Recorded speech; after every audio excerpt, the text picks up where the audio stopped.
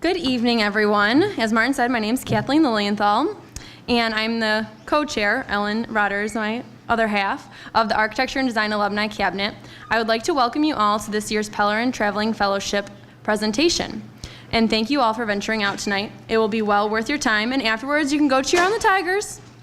But before we get to this evening's presentation and announcement of this year's fellow, I would like to take a few moments to thank the members of the Architecture and Design Alumni Cabinet, the university, and as well as the graduate professors. We would not be here today to listen to the fellowship presentation if it was not from the support of our fellow alumni and the university, and especially the dedicated work that the professors have done with these students over their graduate career in order for them to become successful and well-established LTU alumni. With all of your support and interest, we can accomplish our goals and achieve our success and unite together as alumni. We are always looking for alumni involvement to magnify the architecture and design alumni presence in the design community. I would also like to recognize Scott Schell, Tracy Sweeney, and Ellen Rotter for their contributions this year in the Pellerin Selection Committee, as well as Martin Schwartz for all his input and coordination. It's greatly appreciated. This fellowship provides a unique and educational value to students that have commitment and determination to enhance their design community. Earl W. Pellerin was the first professor of architecture and the founding dean of the College of Architecture and Design here at LTU. He believed that travel is an important part of an architect's education. The LTU Architecture and Design Alumni Cabinet founded this fellowship in honor of Earl Pellerin. His belief holds strong today, reinforcing that travel is and should be an extension of one's architectural studies. The Pellerin Traveling Fellowship honors one faculty-nominated meritorious graduate student annually. These nominated students have demonstrated exceptional talent in their studios and their thesis work and have proven to be at the top of their top design students in their studios. Eric Klooster was announced the 2012 Pellerin Traveling Fellowship recipient and is here today to present his travel studies, which was to research the development of the 2012 London Summer Olympics facilities. The overarching concept of the development was to utilize the Olympics as a catalyst for regeneration in East London by creating socially, ecologically, and economically sustainable piece of city. The goal of the travel is to garner an understanding of concepts and strategies that were utilized in this objective at an infrastructural, urban, and building scale. The anticipated outcome of this research is a discussion of strategies that could be implemented in the city of Detroit as a catalyst for regeneration and urban activation. Everyone, please welcome Eric Klooster.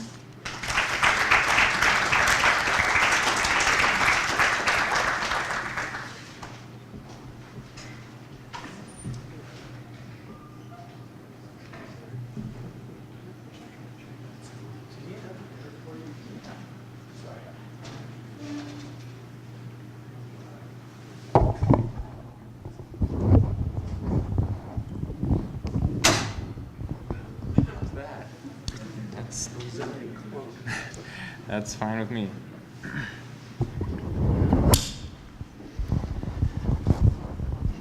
Okay, I first want to take a moment to thank everyone on the selection committee for this opportunity. It was a fabulous experience to gain in my architectural education, continuing beyond graduate school. I agree with the ethos of the fellowship that travel is an essential ingredient to the education of an architect, and I'm again truly humbled for this opportunity. I also want to thank all my professors who had a big part in my design education here. They've been paramount in my education, my development as a young architect, and I'm greatly appreciative. My research is a continuation of the work that I did in my master's studio, which was focused on urban activation with the event as the catalyst. I was interested in Niagara Falls specifically for my master's studio and utilizing that event for urban activation and regeneration, and that study continued on into this research and is a continuing path of my interest in design. For this, I traveled to the City of London to research the Olympic Village for the 2012 Summer Games. The Olympic Village was developed in Stratford, which is a district in East London. Stratford was being plagued by some similar conditions that are plaguing the city of Detroit right now, with low economic development, high unemployment, high crime, poor housing and health conditions. And the Olympic Development Committee was targeting this area for regeneration, and they wanted to use the Olympics as the catalyst for this. The Mayor of London has targeted Stratford and East London as a main ongoing regeneration project in the City of London. And you can see from some of these images that I took while I was at the site of some of the remaining post-industrial character of the region. The region developed during high industry times, and since the decline of the manufacturing industry in London, these areas have seen a decline in their urban standards.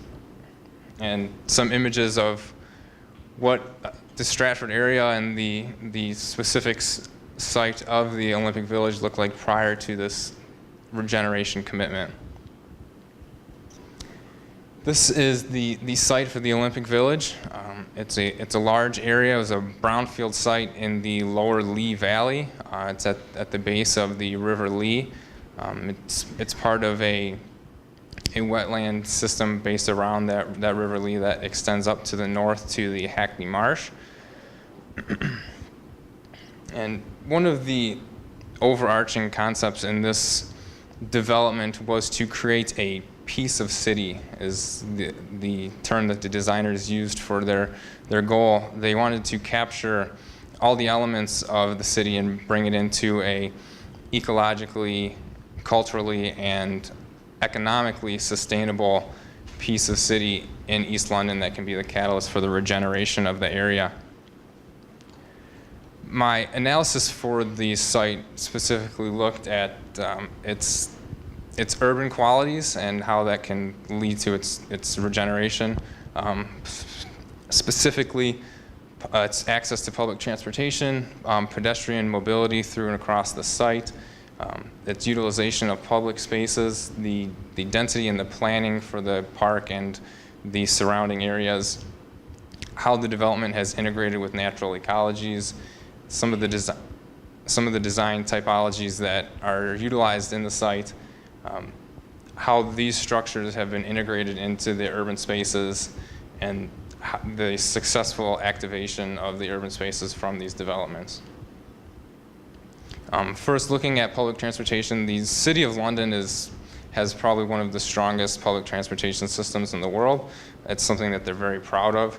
And you can see this is a map of their subway or tube system. A majority of the city is covered by this system. They're proud of the fact that most spaces in the city are within a 20-minute tube ride. And you can see that the site is located in the east end of London.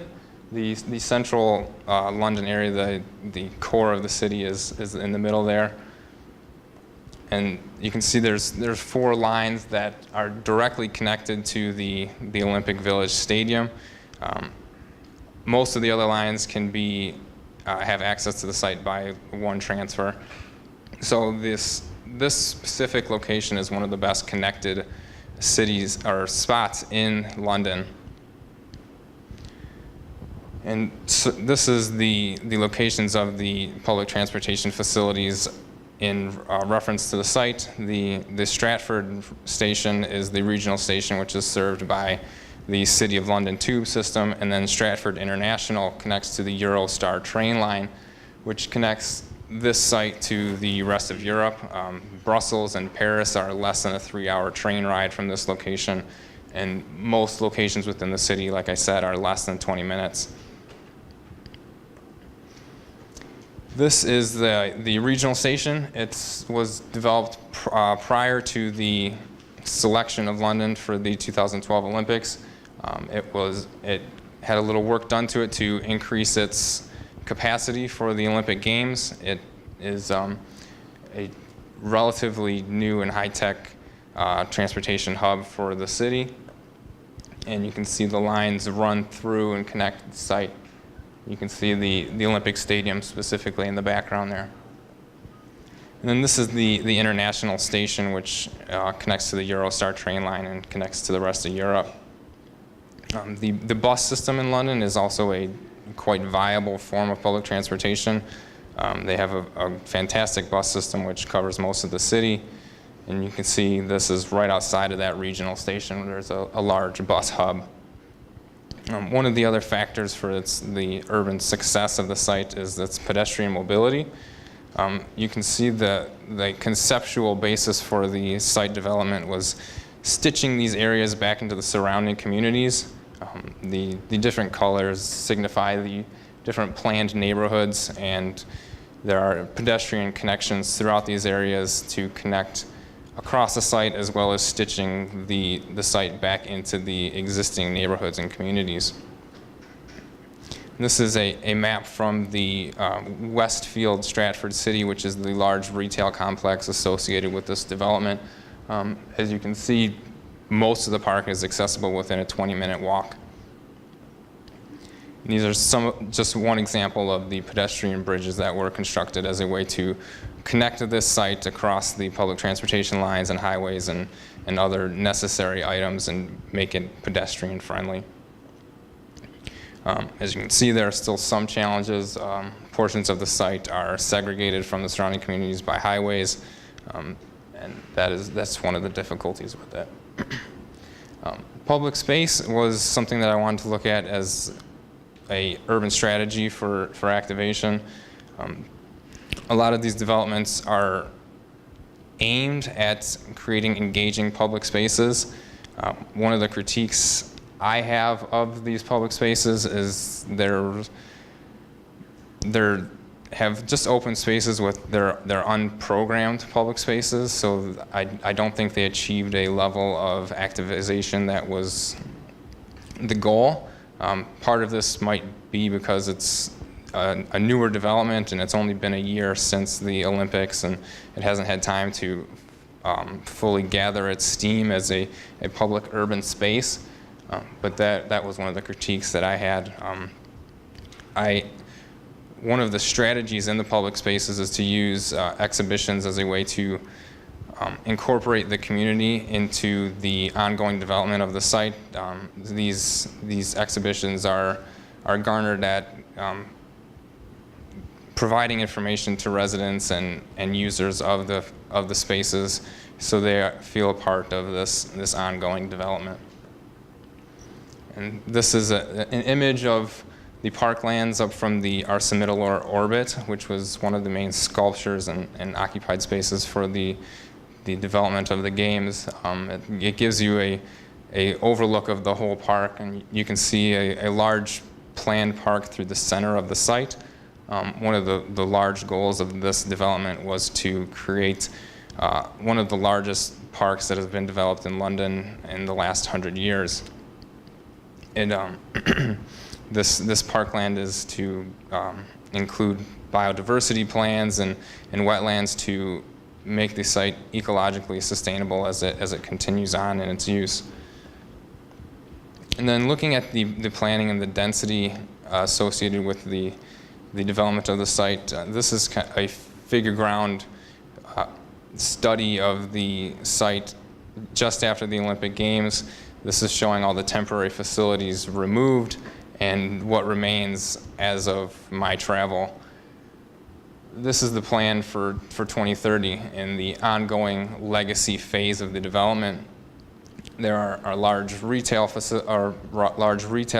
districts, residential districts, office and multi-use districts, as well as community facilities associated with these as the legacy phase continues on through its development over the next 15, 20 years.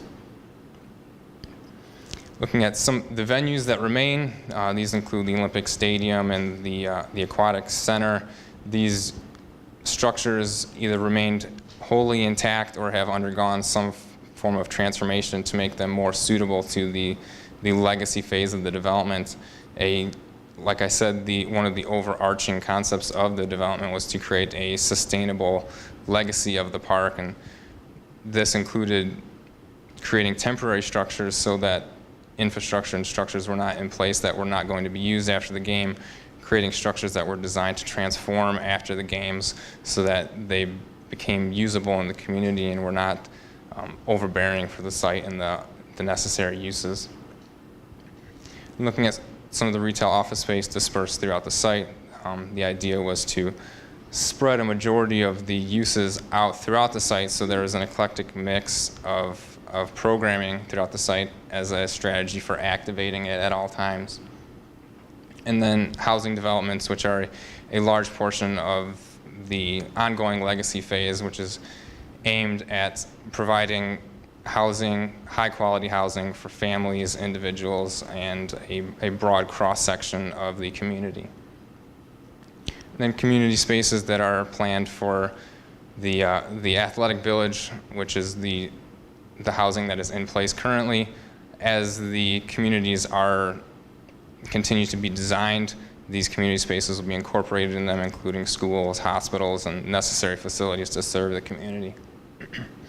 And looking at the overall master plan, which you can see has the river and the parkland through the middle as a green network to kind of connect the site and stitch it again back into the surrounding communities. Taking a closer look at housing, I was very interested in the kind of cross-section of the housing as a way to understand the mixture of users and residents associated with the park. It's a common understanding in urban planning that a diverse mixture of residents creates more sustainable communities. And so my goal was to look at housing specifically as how do they accommodate a large cross-section of residents in order to create these sustainable communities. And they have 5 separate neighborhoods planned. Each neighborhood is destined to have its own character. Again, they have 1 to 4 bedroom units planned in the athletic village, which is turning into East Village, London. It's designed to serve individuals up to families so that they achieve this broad cross-section of users and residents. Again, also looking to target various income levels with different amounts of private rentals, intermediate rentals, purchase options, and social housing. And then one of the main goals of the housing developments is to incorporate a diverse collection of housing typologies based on historical London housing types as a way to stitch this development back into the community and, again, achieve that diversity that was the goal of the housing development projects. You can see from the retail office for the housing units, the model that they have set up for the athletes village, it's high density urban block housing. The next development is targeted more towards family with lower density MU houses and row house typologies. And then looking at how the site development incorporated into the existing ecologies and how they supported that development. The large park that is developed through the middle of the site around the River Lee is designed to enhance the existing ecologies and also serve as a green network that connects pedestrians throughout the site, as well as bringing in biodiversity with a large cross-section of plants and animals native to the area. And the goal, again, is a sustainable ecology that can be an ongoing legacy for this development. Part of this was recovering the River Lee from its industrial brownfield character and returning it to the user as a form of recreation and the ongoing goal of the Olympics in general, as garnering to the athlete and encouraging physical activity for everyone. And then you can see the stadium nestled within one of those wetland and biodiverse planting areas. some more wetland development, which is aimed at, again, cleaning up the river and providing biodiverse habitats. And looking at the adjacent developments that have occurred around the site since the public investment in the site itself, you can see there's a mixture of base retail with higher density residential. These developments have garnered the most critique from the community. The London Guardian critic specifically had some scathing remarks towards these, where there's a multitude of towers that go up. They're designed with 1 and 2 bedroom flats. They don't fit into the existing typologies and the existing character of the community, and they continue to rise, as he calls the greed of developers. And then I want to take a closer look at the venues that were designed for the Olympic Games. This is kind of a way for me to understand how these elements specifically were designed to activate the urban space at a building scale. The Olympic Stadium, the shooting venue, and the copper box are examples of the stadium as a structure that has undergone a transformation after the Olympics, reducing its seating capacity to be appropriate for its use. The Olympic shooting venue, which was a temporary structure, which has since been dismantled and is looking for a reuse. And then the copper box, which has maintained its use as a multi-use arena, serving concerts and athletic competitions. And then these 3 structures I'm going to take a closer look at for how they were integrated into the urban design of the facility. The Aquatic Center, which has undergone a transformation, the basketball arena, which is a temporary facility, and the velodrome, which maintained its character. And the Aquatic Center, designed by Zaha Hadid, is designed to be the gateway into the park. It underwent a large transformation after the Olympic Games. It was designed for the Olympic required seating was vastly greater than the necessary seating for community activities. So it was designed to be a temporary structure, again, in that concept of focusing on the sustainable legacy of the park. The structure was designed as a roof pavilion on a podium that would create public spaces in the urban level and open up at its base level to the urban activities around it. And you can see in this cross section here the Olympic phase compared to the legacy phase, where the volume is shrunk down as much as possible to reduce heating and cooling requirements, and again, with that concept of ongoing sustainability for the legacy community. And I think this section shows it very well, where you see the volume being squeezed down into the main portion of the facility. And again, that pavilion roof creating urban spaces underneath.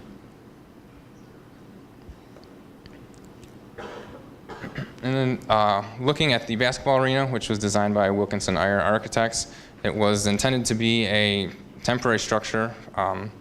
As Jim Eyre stated, the UK doesn't play basketball, so there's no reason to keep a stadium.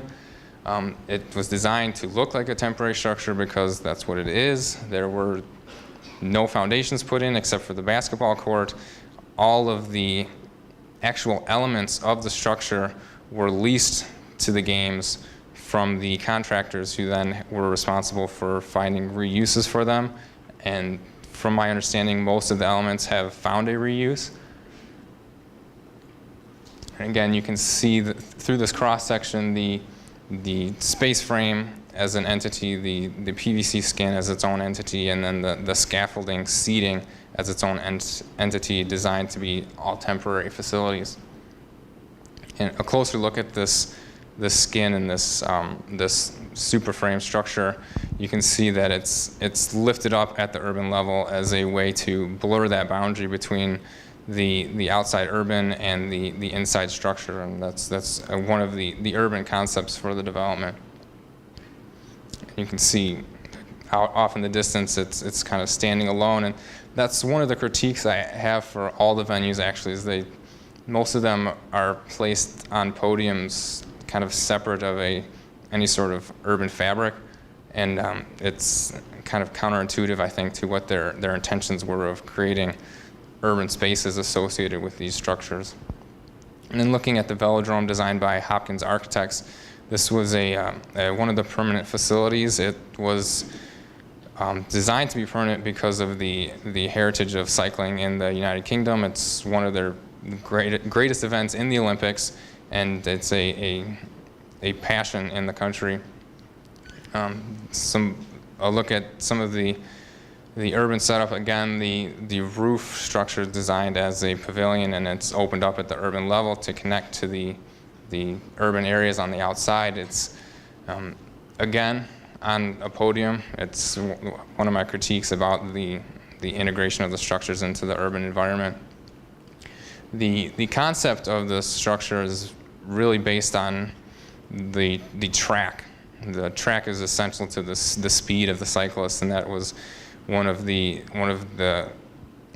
ongoing concepts for the development was how do we make the fastest track, and the actual response of the structure is a inverse relationship to the track because of the seating requirements associated with it, where you have the steepness of the track at the ends. There's low visibility, so the seating is less and it's squished down at these ends, and then it expands on the straightaway portions where the seating is more valuable.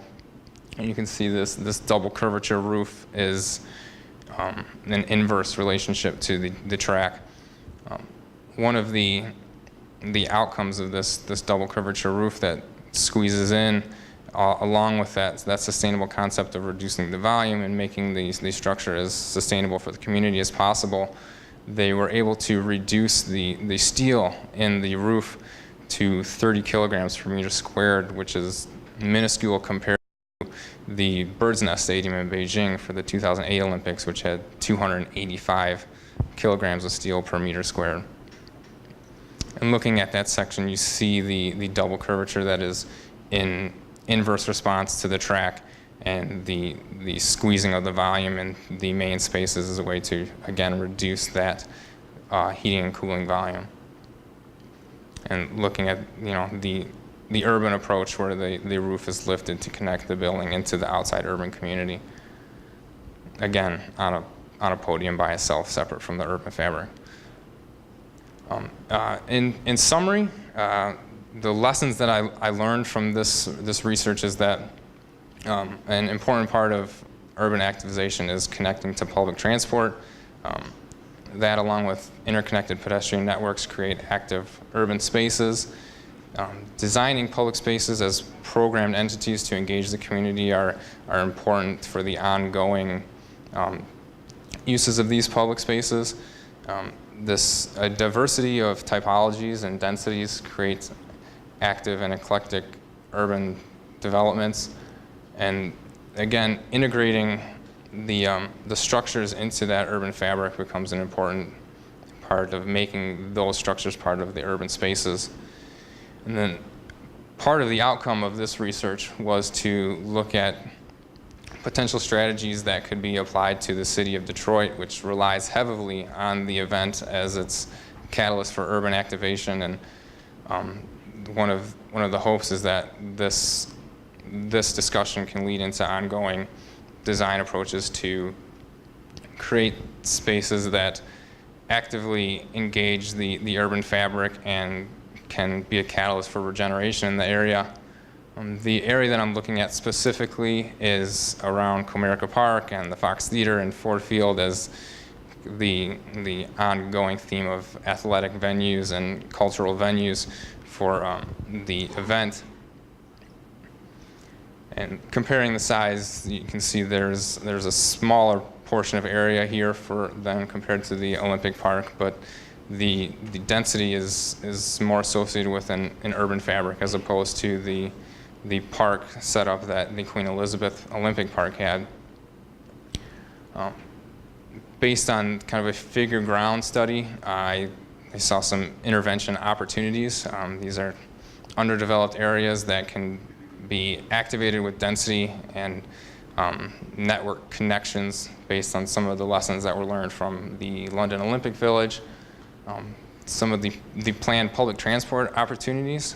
These are avenues that are targeted for public transport in the Detroit Future Cities plan. As you can see, they kind of develop around the site and provide nice boundaries and connections for the site.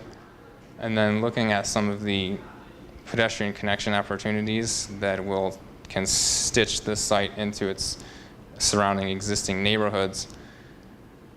And then just a quick kind of figure ground study for what opportunities are available. It's looking at mixing in diverse typologies, diverse programmed uses, and kind of doing some of the things that are essential to activating the urban fabric. One of the strategies that the Olympic Village used to connect the development into the fabric was this idea of pedestrian mobility, and they used the park as a green network. And one of the themes from my master studio that I'm continually interested in is creating a new urban layer at an elevated level that respects the existing urban fabric and also provides opportunities for new green networks as a way of creating pedestrian mobility throughout the urban fabric. That concludes my presentation. Again, I want to thank the committee for selecting me and everyone that was involved in making this happen, and thank you very much. And I would like to open it up for questions.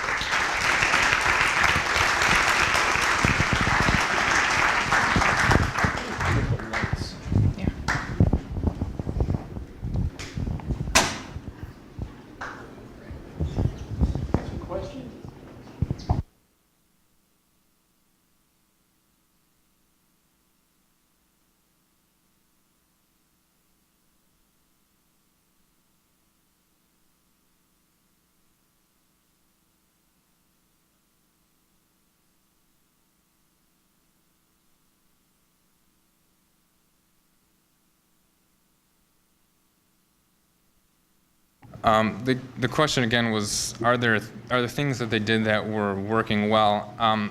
I think that one of the things that they did was using the park as a green network. I think that's very intelligent as a way to integrate ecologies into the urban development, as well as provide pedestrian mobility throughout the urban fabric. I think their approach to diverse typologies is a strong strategy for creating active and engaged communities, and also achieving that diversity of community that they were searching for.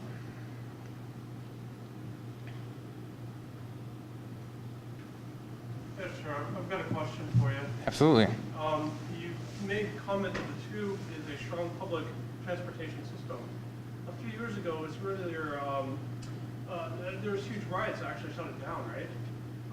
Going back just a couple of years in the history of the tube. So I was curious, in your research of Olympic Village, have you perhaps witnessed maybe improved social and economic conditions that now actually strengthen the tube, perhaps preventing it from being shut down due to riots? The question was, how do I feel about the way the tube has developed since some social outcry against this development? I think some of the recent developments that have taken place in the development of the tube system, the station that I mentioned at Stratford, which was part of the Olympic Village development, again, it's starting to connect more of the central area into some of the underserved communities that are not part of the central London area. And I think, from my experience, that has been successful. I can't say that as a community as a whole, everyone's happy with it. I didn't have that experience of asking everyone. My personal experience is that the tube was very successful to connecting me through a diverse cross-section of the city. Stitching together a couple of pieces of what you talked about, one of your critiques was these sort of events set up on platforms. And then we talk about the city of Detroit, where the great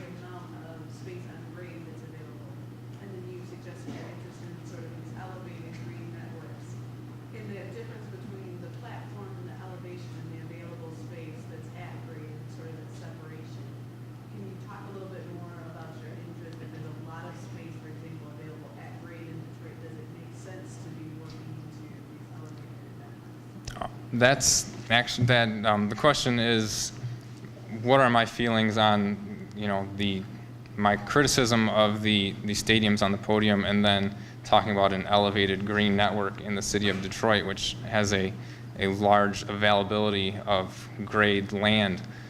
That's actually, I think, that specific subject is one of my critiques of the discussion with Detroit, is that there's so much land available. Why should we do dense development? Why should we look at high-rise developments when we can do 3-4 story buildings and we have all the land to do it? And I think that's counterintuitive to what the urban fabric needs to be a successful urban fabric.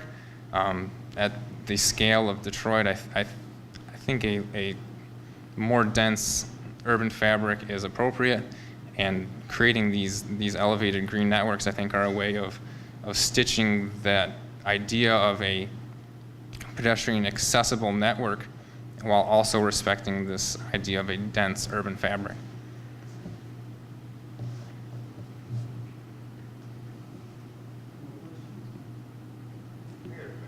Yes. So a lot of the majority of the buildings we showed seem to be very foreground buildings, and kind of screaming me, and setting themselves up, color pedestal or something. You showed a few examples of some proposed buildings that built on some older typologies were part of the city of London. So what is the balance between these foreground buildings and what we might call a background building, or a building that's just part of a neutral fabric community? What's the ratio that you think is appropriate for new development? The question is, what are my feelings on the ratio of kind of key venue type facilities and the background diverse typology type neutral structures? I don't even know if it's the use that's so important, because those housing projects seem to be they were vying for attention as well as the sports games, right? They were both trying to shout pretty loudly.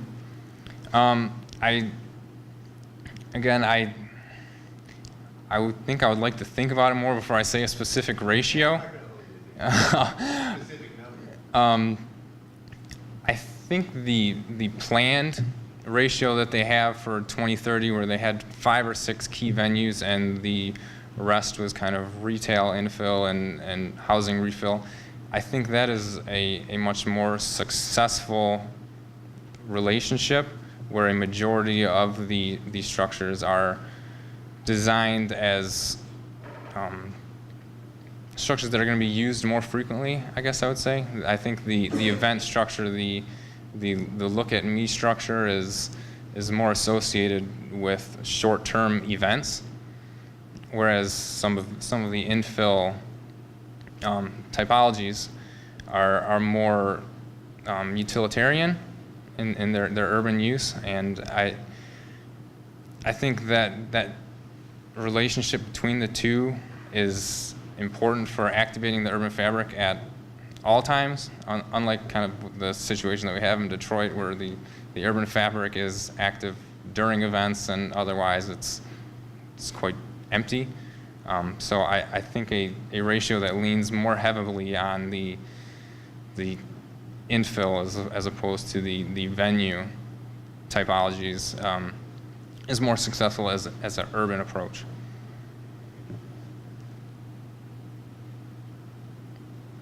Yes.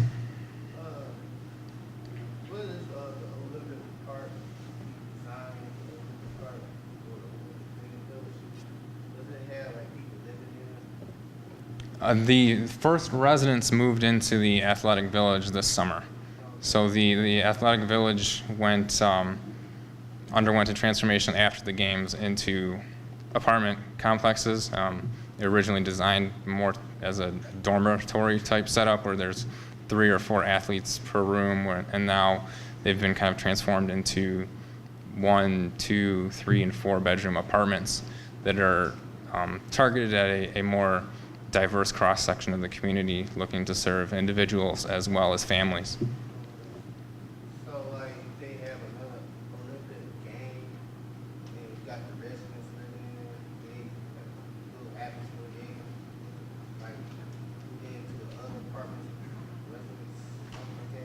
Throughout the history of kind of the Olympic development, cities have used the Olympics as ways to regenerate separate areas of their cities, and I think that's a similar strategy that London has done. They've hosted the Olympics before in different areas, so I would gesture that they would not try to use the same area again if they were to host a future Olympics.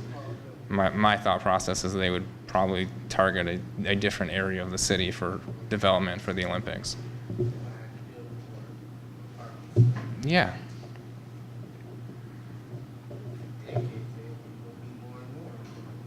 Hmm? Yes.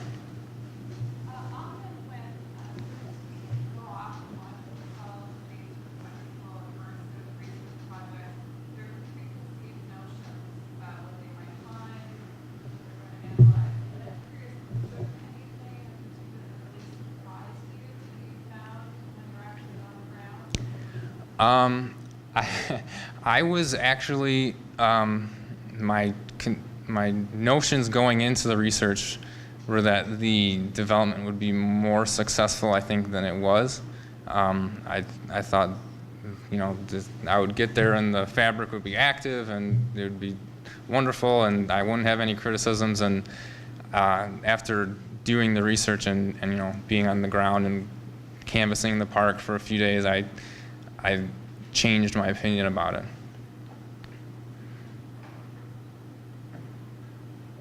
Yes.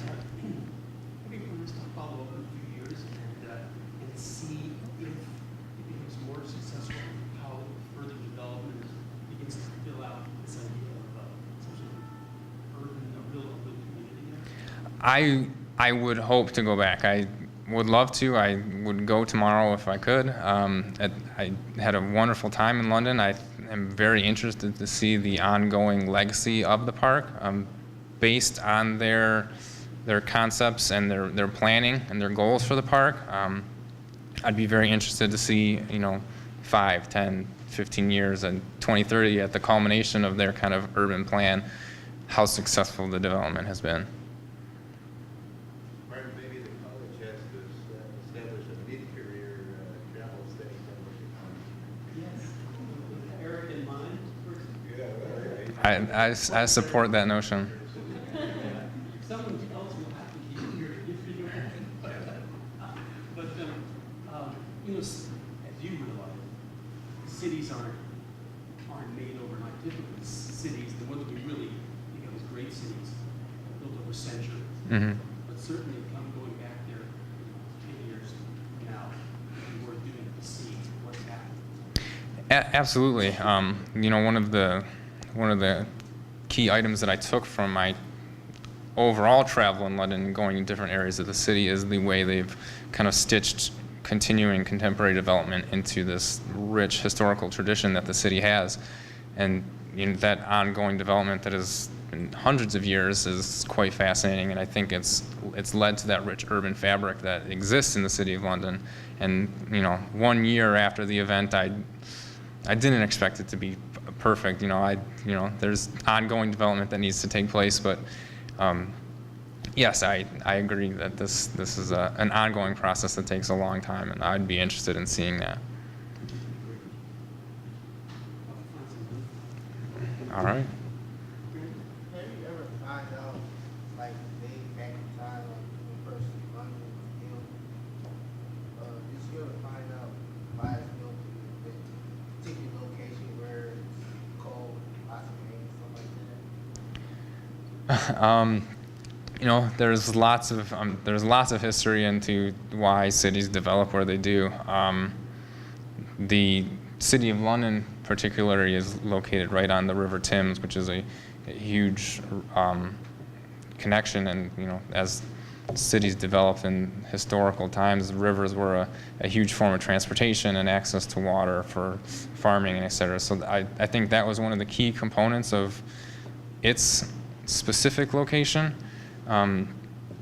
There's lots of various reasons. I'm not going to propose to be a historical expert on why London developed the way it did, and and where did, but those are just some of my understandings. I know some cities around the world building bedrooms there.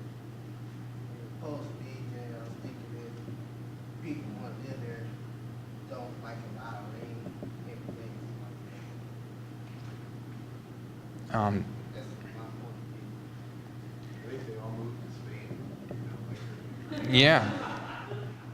Yeah, there's a diverse ecological cross section through Europe, so there's lots of close opportunities. Eric, thank you very much. Thank you.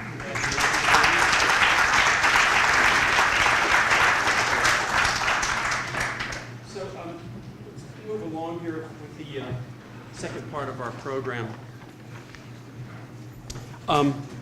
This is the part where we'd like to recognize nominees for this year. I should say something quickly about the process while Eric's getting stuff together.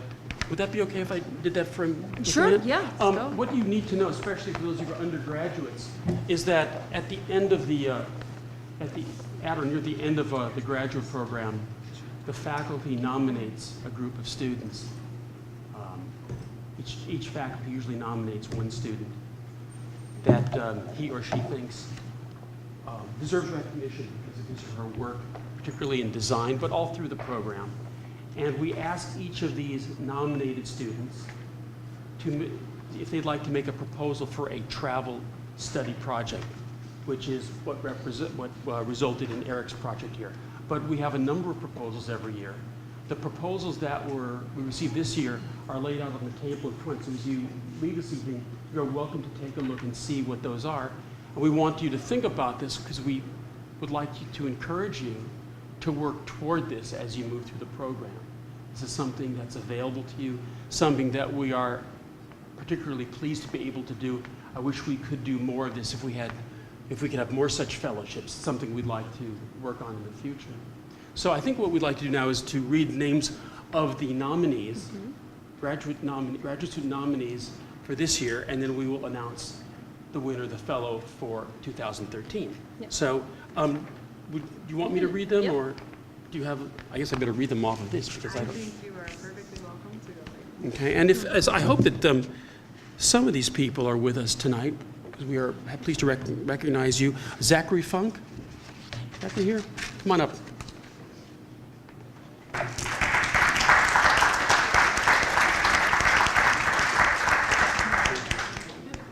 And actually, I should read them and then hand them to Kathleen, and then Kathleen. Lauren Hetzel, is Lauren here?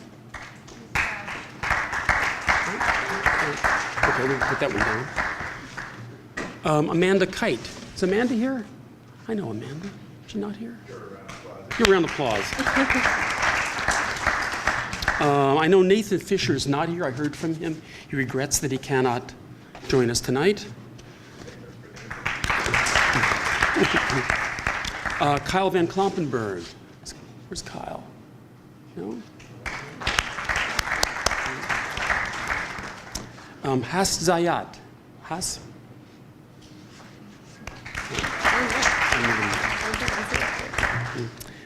John Galwa.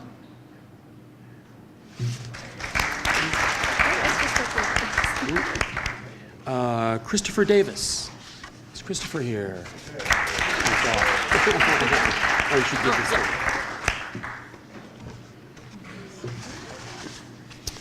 Natalie Haddad. Where's Natalie?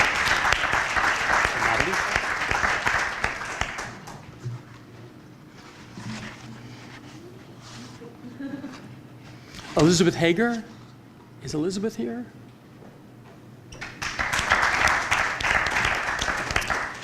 Justin Dipple. Is Justin here? Hey, there he is. Justin? Yes.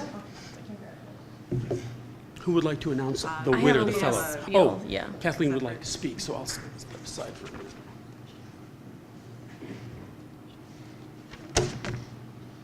All right. Well, first of all, thank you, Eric, and thank you all the nominees that came to accept your certificate. And all of the proposals were very interesting to read.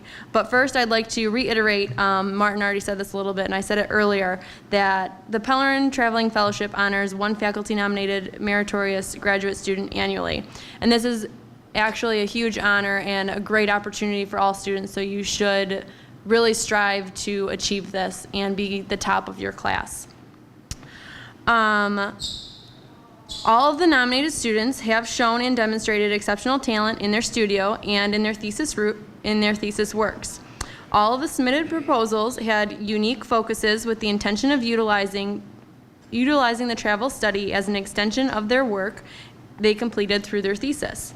While all of the proposals were compiled fairly well, there were common pitfalls amongst the applicant submissions. And I'm only saying this so that future use, all of you students that are striving for this know what to look out for, so keep this in mind. A significant amount of the submissions were underdeveloped in the theoretical and practical sense. The frameworks for a concise travel study were not there. The travel study was developed for educational purposes, which should be filled with scheduled meetings, research, interviews, and time should be spent harvesting educational information that benefits the travel study proposal, which in itself is a personal gain as well as a gain for your design community here back at home. The travel study is not meant for one to travel for their own personal leisure, but for the leisure of the design travel study itself. A majority of the time in the selection committee meeting, we discussed only a few proposals as they stood out amongst all of the others. A few to note: Elizabeth Hager, Natalie Hadid, and Christopher Davis.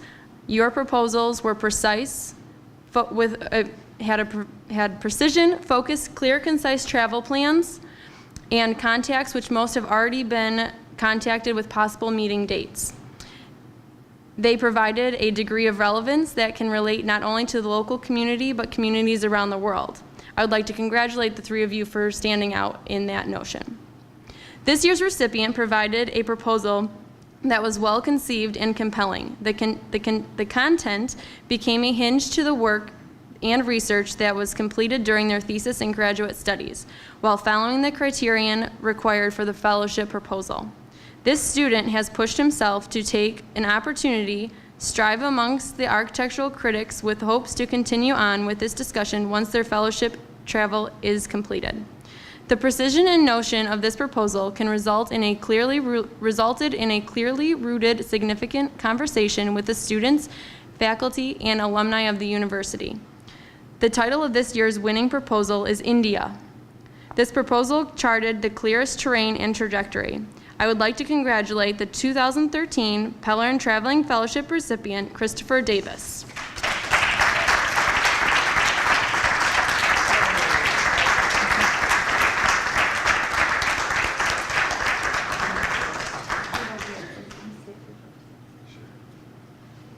I'm not done, sorry. Christopher's travel study proposal focus is refined and closely relates to research and work amongst a few professors here at Lawrence Tech, focusing on the digital vernacular. Christopher has an intense travel schedule which includes visiting 5 cities, meeting with and interviewing numerous native designers in India, collaborating with university professors while studying the laws of nature and how they affect human dwellings, while pairing this philology with the digital vernacular and applying it to a new design methodology. His hopes are to identify local vernaculars, foreign styles, and cultural issues to set the application stage of the digital. It is in his interest to suggest an adaptive design methodology based on place and context. The result of this work emphasizes Earl Pellerin's beliefs that travel is an important part of an architect's career. And I would like to ask Christopher to say a few words and indicate what his travel plans are, and congratulations.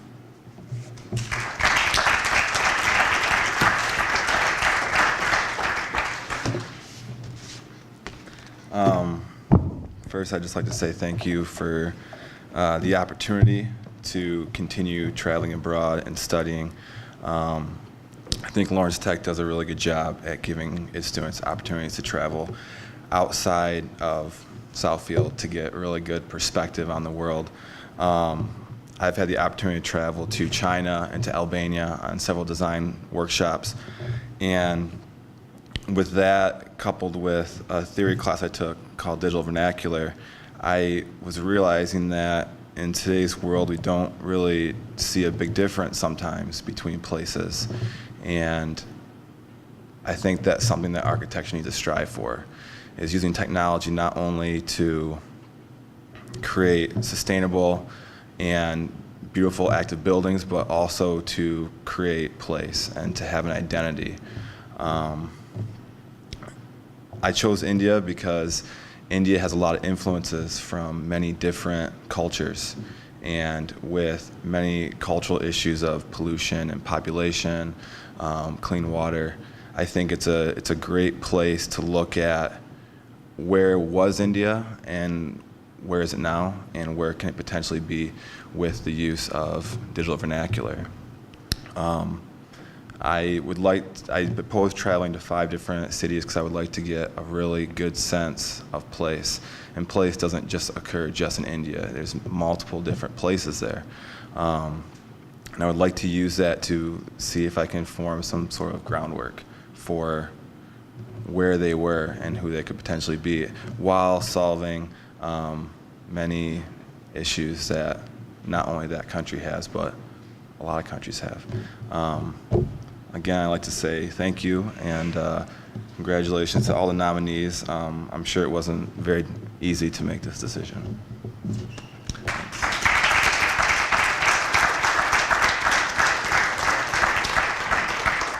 All right, that concludes our evening, and if anybody has any questions about anything, just feel free to ask. And congratulations to Eric and Christopher and all of the nominees, and we'll see you next year at Christopher's presentation and next year's fellowship nominee announcement.